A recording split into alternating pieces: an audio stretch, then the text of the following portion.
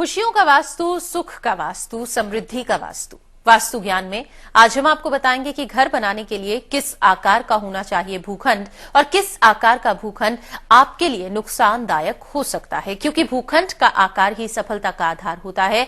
तो किस आकार का भूखंड आपके लिए होगा शुभकारी और फायदेमंद, ये बताने के लिए हमारे साथ स्टूडियो में मौजूद हैं ज्योतिष और वास्तुविद डॉक्टर शशांक जी। उनका स्वागत करते हैं। बहुत बहुत स्वागत है डॉक्टर शशांक आपका। तो इनसे चर्चा को आगे बढ़ाएंगे। शुरुआत करते हैं अपनी इस खास पेशकश वास्तु ज्ञान की।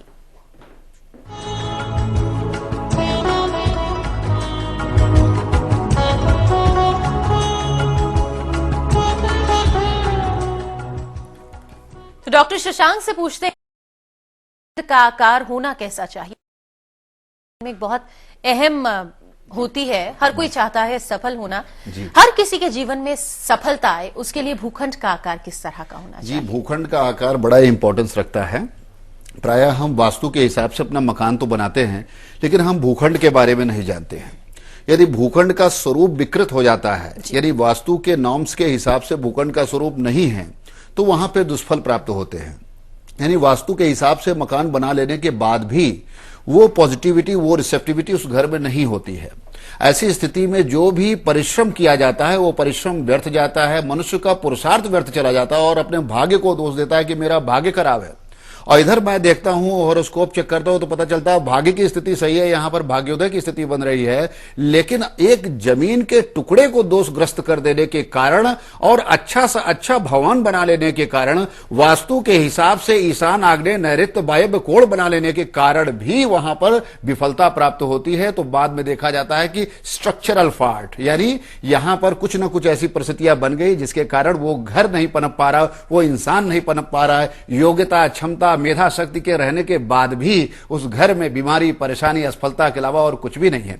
ऐसी स्थिति में हमारे वास्तुशास्त्र में जो बतलाया गया है कि वर्गाकार भूखंड, सर्वप्रथम वर्गाकार भूखंड जो होता है, ये घर में आरोग्यता अर्थात कोई भी रोग नहीं होगा। जब रोग नहीं होगा तो मनुष्य की एकाग्रता बढ़ेगी और उसका समर्पण बढ़ेगा अपने कार्य के प्रति, और जहां समर्पण बढ़ेगा और कोई अवरोध नहीं जीवन में होगा, ऐसी स्थिति में लगातार सफलता प्राप्त होगी और वो व्यक्ति, इंसान सफल, समृद्ध और प्रसन्न इंसान होगा। इसके साथ ही आपके वर्गाकार भूखंड के बाद आयताकार भूखंड है। क्योंकि ये दो भूखंड जो नॉर्मली मिल जाते हैं लोगों को, तो इन दोनों में किसी को अप्लाई कर सकते हैं। आयताकार भूखंड में धनागमन का स्रोत तो तीव्र रहता है, लेकिन थोड़ा सा शांति का अभाव रहता है। लेकिन उस आयताकार भूखंड में यदि प्रॉपर्ली मकान बना लिया जाए, यानी वास्तु के हिसाब से बना लिया जाए, तो आप जानिए उस भूखंड से भी आपको वो समस्त चीजें प्राप्त होंगी जो वर्गाकार से प्राप्त होंगी। यहां पर एक बात मैं बताना चाहूंगा कि बहुत सी बार एक भ्रम होता है कि वर्गाकार भूखंड जब ये चौड़ाई में बहुत ज्यादा बढ़ जाता है, लंबाई इसकी कम रह जाती है, तो बहुत से लोग समझते हैं ये वर्गाकार बस होता है, वो वर्गाकार रह नहीं जाता है। ये एक परीक्षण का विषय है। इस परीक्षण के बाद इसकी क्लैरिटी होती है कि क्या इसका स्वरूप है। वर्गाकार, आयताकार इत्यादि के स्वरूप के बाद जो एक तीसरा महत्वपूर्ण आधार होता है, ये गौमुखाकार भूखंड, जो कि आगे की तरफ इस भूखंड का स्वरूप थोड़ा सा नैरो होता है, पीछे की तरफ इसका विस्तृत रहता है। तो गौमुखाकार भूखंड भी सुख, समृद्धि और आरोग्यता के लिए बहुत अच्छा माना जाता है।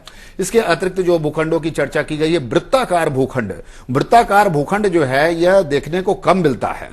प्रायः ऐसे भूखंड संपन्न और धनाढ्य लोग इसे चयन करते हैं, और जो लोग समृद्धि प्राप्त करना चाहते हैं और धन लाभ प्राप्त करना चाहते हैं, व्यवसायिक लाभ प्राप्त करना चाहते हैं, उन्हें वृत्ताकार भूखंड में रहने का प्रयास करना चाहिए, क्योंकि यहां पर लक्ष्मी जी का जागरण विशेष रूप से होता है। और यदि कुछ ऐसी आकृति दे देते हैं कि एक अष्टकमल का स्वरूप भी प्रोजेक्ट होता है पीछे की तरफ, और स्वास्तिक की आकृति में पूरा कंस्ट्रक्शन इसके अंदर हो जाता है, तो आप जानिए महालक्ष्मी का वहां पर वास होगा और समस्त प्रकार की समृद्धि, सुख और संतोष उस व्यक्ति को प्राप्त होंगे, समस्त कामनाओं की तृप्ति होगी। जी। ये भी बताइए कि अगर कोई भूखंड का चयन करने लगा है, उनको कैसे पता चलेगा कि हमारे लिए किस तरह का भूखंड फायदेमंद रह सकता है? जी देखिए, जैसा कि मैंने बताया कि जब भी आप कोई प्लॉट लेने के लिए जा रहे हैं, तो प्लॉट के साइज को देख लीजिए, प्लॉट का साइज क्या है। प्लॉट के साइज से पता चल जाता है कि ये वर्गाकार है, आयताकार है, वृत्ताकार, वृत्ताकार तो आपको दिखेगा एकदम राउंड शेप में, और वृत्ताकार बहुत सी बार क्या होता है कि लोग वृत्ताकार भूमि को बनाने के लिए उसके साइड की भूमियों को दान दे निकाल देते देते हैं। हाँ, मतलब जब तक आप दान नहीं दे दीजिएगा तब तक वो नहीं तो वो भूमि आपके लिए ही एप्लीकेबल होगी। जी, तो दूसरे को दान दे देने के कारण जो है आप वृत्ताकार स्वरूप बना लेते हैं। उस वृत्ताकार में जो भी कंस्ट्रक्शन होता है वो लाभ देता है। इसके बाद एक षटमुखाकार 6 प्रकार की आकृति को लिया हुआ भूखंड होता है। ये भी समृद्धि का द्योतक होता है।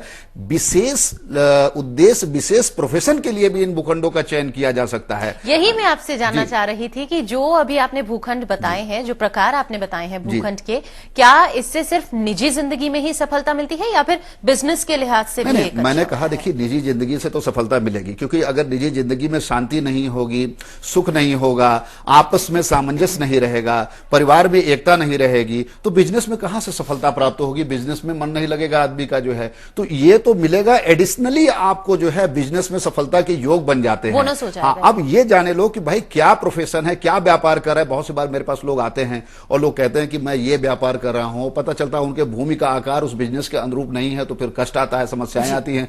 तो उसमें मॉडिफिकेशंस कर देने के बाद फिर उनको सफलता प्राप्त होने लगती है। तो मेरा ये मानना है कि ये जो भूमियों के विभिन्न प्रकार के स्वरूप, इसमें एक काकमुखी भूमि आती है, और काकमुखी भूमि जो कौवे की आकृति की भूमि होती है, ये भी आपके व्यापार और व्यापारिक प्रतिष्ठानों के लिए बहुत उत्तम मानी, कुछ विशेष प्रकार के व्यापारों के लिए ये लाभकारी मानी जाती है। इसके साथ ही सार्वजनिक व्यापार के लिए तो सभी लोग जानते हैं कि सिंह मुखाकार भूमि बहुत अच्छी मानी जाती है। सिंह मुख की तरह, जिसका व्याघ्र मुख हो, सिंह मुख हो, आगे का स्वरूप ज्यादा प्रोजेक्ट कर रहा हो, तो यह भूमि अच्छी मानी जाती है। तो यह सब शुभदायक भूखंड होता है कि जीवन में यदि आप सफलता प्राप्त करना चाहते हैं, वास्तु के नॉर्म्स के हिसाब से चलना चाहते हैं, तो आपको इस तरीके के भूखंडों का चयन करना पड़ेगा। इसके पीछे एक वैज्ञानिक और आध्यात्मिक आधार भी है। जी बताइए। वैज्ञानिक आधार यह है कि देखिए ऐसे भूखंडों का एक प्रॉपर स्ट्रक्चर बन जाता है, तो प्रॉपर स्ट्रक्चर में एक प्रॉपर कंस्ट्रक्शन होता है।